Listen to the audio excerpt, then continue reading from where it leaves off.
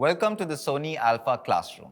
I'm Vishnu Tenkayala, and in this episode, we're diving into color grading for wedding films. Wedding cinematography is fast-paced, unpredictable, and often shot under challenging lighting conditions. Whether it's the vibrant hues of a Sangeet, the warm glows of a haldi ceremony, or the elegant tones of a wedding reception, color grading plays a crucial role in enhancing the emotion and the atmosphere of each moment.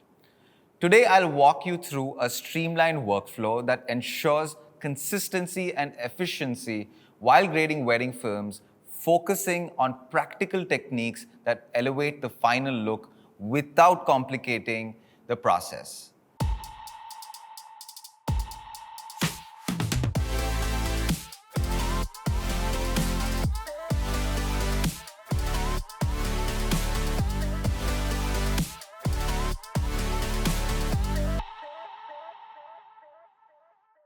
Let's talk about the import workflow first. To speed up the grading process, I use what's called the bake and blade method. Instead of confirming XML files, which can be time-consuming and prone to errors in cross-platform workflows, we work directly with a high-resolution exported file.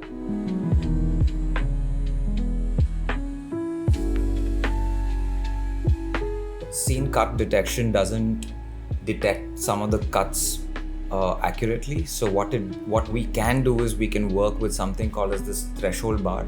Show where the cut could also possibly be. Now, this is an example I've just zoomed in. You can see the threshold line here. And if you see the ones in greens are the one where the cuts are detected.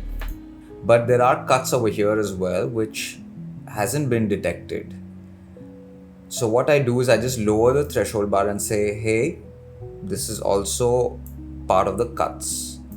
So now now you've seen these gray lines have become, say this is gray here, they've become green. So you're trying to say that these are also identifiable cuts. So once this is done, all you have to do is hit the button for add them into the media pool.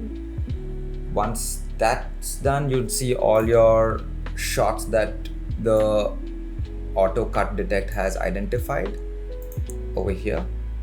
The first thing that I would do is just add them into a bin. When grading a wedding film, the first step is always establishing a clean base grade. Unlike control film sets, wedding shoots often involve multiple cameras, lenses, and varying lighting conditions. This means we need to correct the differences in exposure, white balance, and contrast before adding any creative look. I always start by adjusting three key parameters: exposure, color temperature, and contrast. These are the foundation of a consistent grade.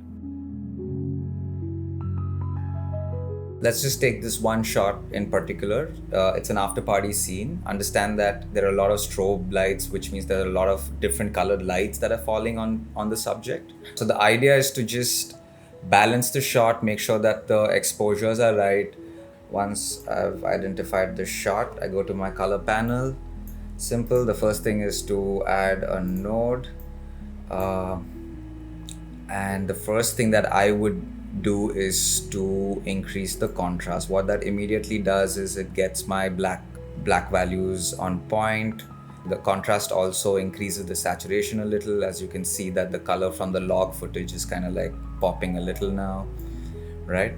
I don't mind the shots being a little underexposed in this case, only because it's an after party sequence.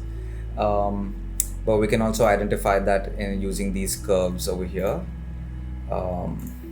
We can either use a histogram or a parade curve, which just gives you an overall understanding of what the colors are. Ideally, you wouldn't want these curves to go below the 0 value, which means that then the shot is clipping and it's too dark. So I've increased the contrast value a little. So the next thing is that if I want to try and work on the color temperature, I create a new node for that. Since I see a lot more blues, I'm going to make it even more bluer, so I can make it feel like it's like a nice happening after party. And there you can also notice that because the lights are flashing, you can see sometimes it gets a little overexposed and it's a little under, but that's okay. You shouldn't be like making every shot seem like it's rightfully exposed. The idea is that you keep it as is. Once I'm done with that, what I can try and do is I will add one more node and then say I will work on the midtones and lower the midtones a little. Maybe increase the shadows as in make it slightly darker. So now I feel like it's like a nice after party where it's dark and the subjects are still visible. In addition, what I can also see is that the scene cut detection has also cut the same shot into multiple shots because there were a lot of strobe over here. So what I can do is I can just copy and paste these effects very easily. Simple, just hover your mouse over, hit the middle button, and there it is. So I do the same thing for these shots wherever it's added an additional cut and it's done. So now when I look through the shot fully, I'm just gonna go on full screen, just watch the entire thing a little.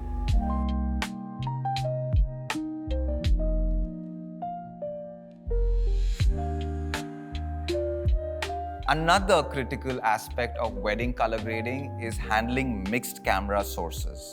Since wedding shoots often involve different lenses, we must ensure the footage from, say, G Master lens and a Zeiss lens look like it belongs to the same visual family. This is where a color-managed workflow comes in handy. By normalizing all footage to a common color space, such as Rec. 709, we create a consistent starting point for grading. As you can see in this sequence, you see a lot of different angles. There's a wide, customer reaction shot, and then goes on to a back shot, and this goes on to a front shot, and then it goes back to a nice wide shot again. So how do we sort of tackle this is that we try and make them as consistent as possible. So let me just take this one shot. I kind of like this moment where the groom is smiling. So let's try and start from here. As always, I add a node and then I adjust my contrast values. As you can see, the colors are popping, the waveform is changing. Now from here, I make sure that my exposure is right. I feel the highlights are peaking a little, bring back my midtones and crush the blacks a little. Kind of like this. Now I'm going to I'm going to adjust the temperature values. I'm going to make this slightly cooler. This seems about right. And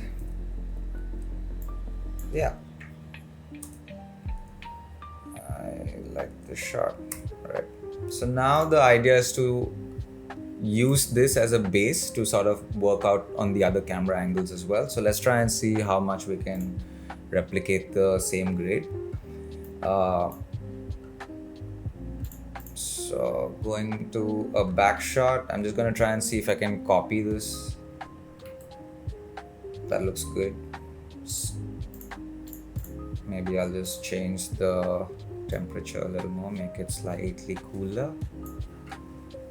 And I go back, I try and move on to this reaction shot. I'm going to try the same thing. It's a hack. I just try and copy the previously done grade and then I try and make minor adjustments. So I'm going to click. Okay, everything's done. So now this shot seems a little bit more cooler, so I'm going to get back the warmth on this so that it matches with the other shots. I also think that the midtones can get brighter. And I feel this shot also has a lot more magenta tint on it. So I'm going to try and pull that out and move the tint a little towards the green section. And there you go. I think this is pretty Good. So I want you to remember that in a wedding, it's a montage of many different shots. So try and work on the emotions of it and not necessarily go deep into how accurate the grade can be. You try and keep it consistent. That way it keeps true to the story. One final tip: embrace the imperfections. Rather than trying to correct every minor inconsistency, focus on enhancing the natural beauty of each scene. If a shot is slightly underexposed, it might add to the mood of the moment. If the light shifts mid-scene, it could reflect the reality of the event. The goal is not perfection, but a polished, emotional, engaging final film. By following a structured workflow, making smart color decisions, and working efficiently, you can create wedding films that feel vibrant, cohesive, and timeless. Thanks for joining me in this session. And as always, keep creating, keep grading, and share your work with us using the hashtag LearnWithSony.